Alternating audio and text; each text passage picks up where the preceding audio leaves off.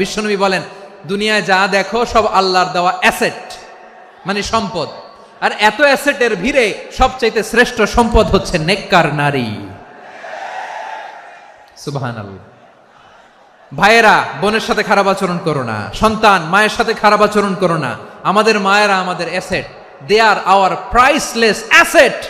কারণ এই মায়েদের পেটে এসেছে আল্লাহর ওলিরা, এই মায়েদের পেটে এসেছে খান জাহান আলী, এই মায়ের পেটে এসেছে শাহজালাল ইয়ামানি, এই মায়ের পেটে এসেছে আল্লাহর সব নবীরা।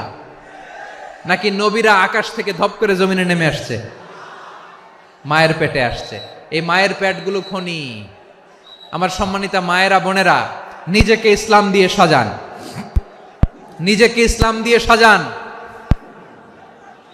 নিজেকে পবিত্র রাখুন, নিজের আব্রু ইমান ইজ্জতের হেফাজত করুন।